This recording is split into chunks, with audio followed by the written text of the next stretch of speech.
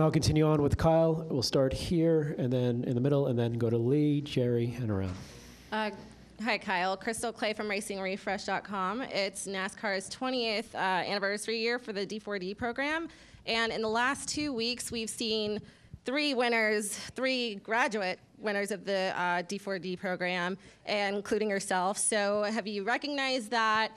Is that important to you, and why? Well, yeah, I mean, now, yeah, that you mentioned it, yeah, I mean, I think that is really important. That's really cool. With Suarez winning last week, was super proud and happy for Raja on Friday night. Not only because it's Raja and everything that he means to the sport, but with HendrickCars.com on his truck, and then myself winning here today. It is pretty cool for sure. So the D4D program was good for my career. Kind of gave me my introduction into stock car racing and gained a lot of experience not only on the racetrack but off of it as well. With everything that they offer there at Rev Racing when I was there. I'm sure it's changed quite a bit, since 2012. But regardless, they've produced some great drivers, and it's cool to see. And hopefully we can add some more D4D guys onto the championship lifts down the road. Yeah, and just a note, thank you for bringing the D4D program up. Kyle's the fourth this year, starting with Nick Sanchez also at Daytona. We'll go to Lee next. Lee Spencer, Catchfence.com and NASCAR Sirius XM Radio. Typically, you and Reddick race really well together. You guys put on some exciting events, but you also both like ripping the top. But today, the bottom line seemed preferable. He said you kind of took the bottom, and he would have liked to have been down there. Can you just kind of talk about a little bit of the cat and mouse going in the closing stages? Yeah, I knew it was going to be cat and mouse. I knew I was going to have to kind of catch him off guard with a late kind of block. Yes, the bottom was good, but he was making some time up top in 3 and 4, and I felt like going back to the fall, like Bell was catching me right on the top, and I didn't quite move up early enough, or thought that at the time I could have maybe not had that last lap battle if I moved around a bit more. So I thought I had a decent gap. I don't know, with 8-ish laps left, and I was like, okay, I need to going up top in 3 and 4 to try and build some momentum, and that was the wrong move, and it really allowed him to get much closer to me. And then I was like, crap, all right, now I got to block, air block him, and tried it 1 and 2. I don't know, 3 or 4 laps left. He was running a little bit higher than me in 1 and 2, and I was trying to take his airway and really mess his angle up off of 2, but it didn't hurt him that bad, and he was close to me in 3 and 4, or down the backstretch for 3 and 4. I don't remember what happened that next corner, but there with 2 to go, he expected, I think, me to run the middle or top or something, and I was able to do kind of a nice lazy arc to the bottom and take his airway in the center of 3 and 4 and got him tight. And yeah, that killed his run down the front stretch, and thankfully that was the white flag. So I knew as long as I hit my marks, I was going to be safe to the checker, just because it seemed like when I blocked him maybe once earlier, it took him like a lap and a half to get that run built back to me to where I was going to have to block again. So, yeah, thankful it all kind of worked out there. But as you mentioned, yeah, I have a lot of fun racing Tyler. We've grown up together racing. You've had great races back to when we were like 7, 8 years old. So cool to have another fellow Northern Californian from the Outlaw Kart ranks racing up front on Sundays. Jerry and then Jeff. Jerry Jordan, KickingTheTires.net. So I know we're only 3 races in, but when you got on your roll to win your championship, started here. Any vibes for you for looking forward to the rest of the season and getting this win the fashion you did today and going forward? I don't know. I mean, next gen racing is so much different than 2021. So, who knows? I mean, yes, I think we have the potential within our team to do that. I think it would be much harder. When we won here in 2021, we, killed them at the end. In this, we had to fight really hard for it. So as Cliff mentioned, the field is much tighter. So that's going to make winning much tougher than back then. But again, I think our team is, well capable of it. I feel like we've done a really good job of executing to start the year. Daytona was going really well until, it didn't there at the end. Atlanta was going great, until it didn't. And then today, we did everything great from start to finish. So, pit crew, pit calls, restarts, the car itself, myself in the seat, blocking the right way and making speed while doing it was good. So, if we can carry that on, I think, there's definitely, potential to have a great season like we did in 2021. But 11 wins that year, I don't know, that'd be really hard in the next gen era. So also, did Owen plan to hijack your celebration? Did he know he was going to do that, or it looked pretty fun out there? Well, I wasn't surprised, I guess, because when we won here in the fall, he did the same thing. He ran all the way, I think, from watching it, grandparents' motorhome to all the way to the start-finish line. So he was huffing and puffing when he got there. But it's fun. It's really fun to celebrate with the family, and these are core memories that my kids are going to be able to remember for the rest of their lives. So I can only imagine like me being 9 years old and like standing on the roof of my dad's race car, staring at this crowd, like how that must feel inside. I don't know if he like understands either, but it would have to be pretty special, at least to look back on decades and decades down the road, when he's got children of his own, and I'm old and he's taking care of me. No, I don't think Cooper understands much other than just stuffing his face full of food. So, no. Kyle, when you're trying to air block, like with the battle with Reddick, how much are you looking behind you and how much are you looking forward? Is it like a 50-50 split, or how does that go? Yeah, I would say it's got to be somewhat 50-50, like once you're like in the corner, especially, 3 and 4, you're more out the windshield because it's a more like line sensitive corner, especially when you're trying to run the bottom. But as you like, even before you exit turn 4, you're already like looking in your mirror and trying to judge the run that's coming behind you. And then as you turn off into 1, you kind of have, like, at least for me, I don't know about other people, but kind of like you're looking where you're going, but the way the mirror is, you can kind of like out of your peripheral see, his angle. And then like once I get loaded, then I can, look again and add wheel if I need to block, or release wheel, to let it wash up or whatever. So, and then, yeah, same thing down the backstretch. So yeah, no, it's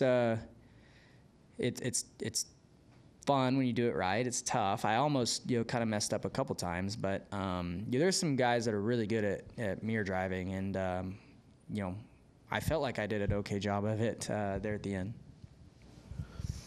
Any further questions? Okay, we'll go stay up here to Bob, and then go back to the middle there. Bob Hawkers, Fox Sports.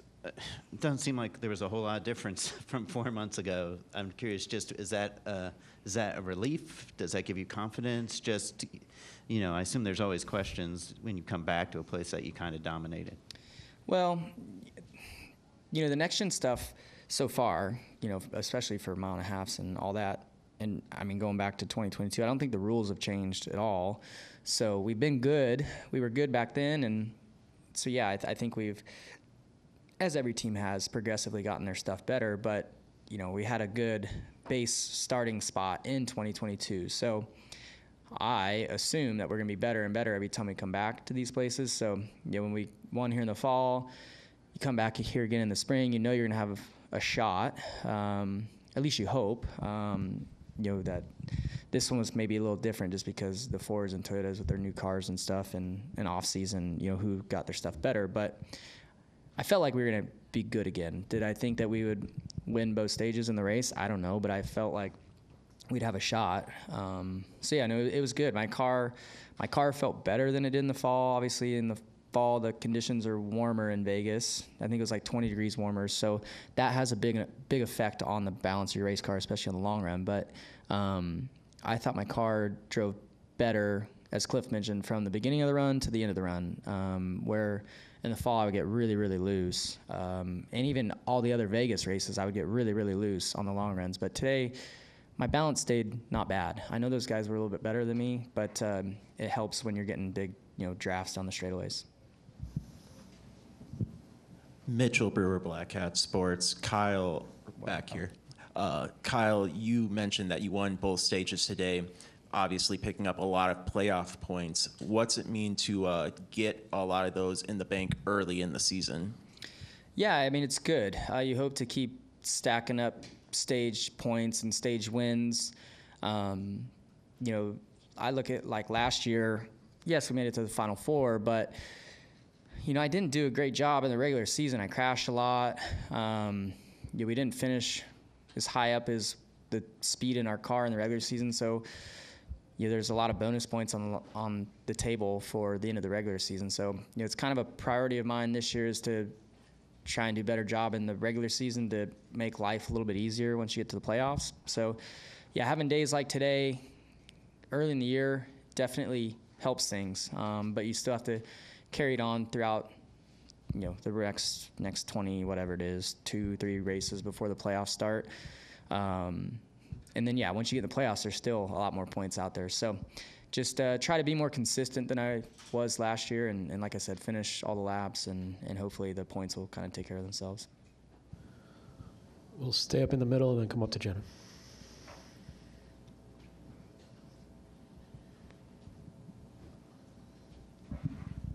Hey, Roger, UNLV Rebel Report back here. Obviously, Phoenix is next. It's a track where you won one of your biggest milestones in your racing career. So what are going to be the keys for you to go back-to-back over there? Yeah, I don't know. We have a slightly different aero package, I believe, for next week than what we've had at any other race. And I was a part of that aero test at Phoenix throughout the off season, but I don't even remember what exactly is on the car for next week or what run from the test that was. But yeah, regardless, it's an important race next week to gather data. Hopefully we're fast and all that. Phoenix is not honestly been like a great track for me. I feel like in the next gen stuff, we were pretty good in the spring last year, but there was others that were a lot faster. And then, in the championship race, our team just executed super good to even give us a shot at winning. But Blaney was like way faster than we were in the fall race. So, yeah, just try to gather data and assess and build on your package for short tracks and in hopes that you're racing for a championship in November. I noticed when you climbed out of the car in victory lane, you had the Prime bottle with you. Congrats on the deal. So how did that deal come together, and do you think we will see a paint scheme in the future with them?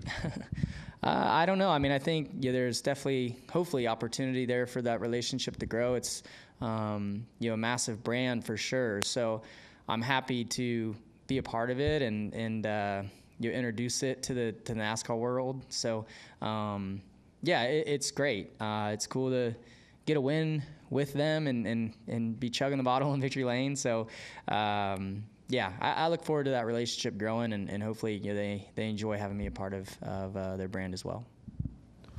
Go to Jenna. Kyle, I wanted to ask you about the bells. Is that just a number 5? Is that just a Team 5 thing?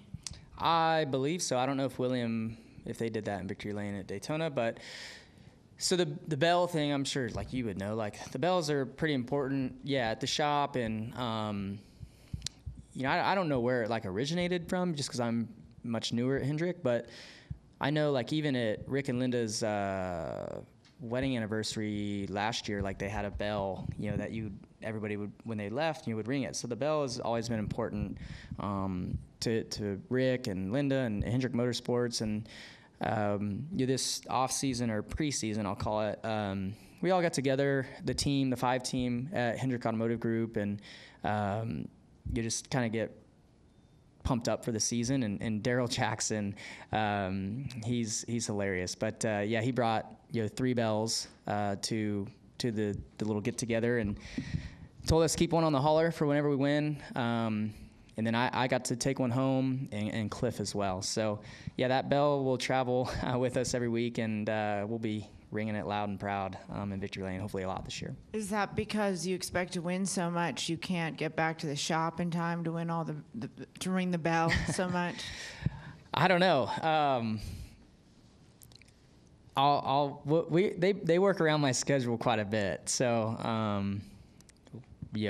aside from 2021 with COVID and all that, every win since then, I've gotten to go through all the different areas of Hendrick Motorsports and shake everybody's hands and let them ring the bell and get to celebrate a little bit with them. So, that's special. It's a really cool thing that they do. Even Junior Motorsports has adapted it. When we won a race with them at Watkins Glen a couple years ago, I got to go to their shop and same sort of thing. You have everybody ring the bell. So, it's cool. And hopefully, now it's a tradition for the 5 team going forward.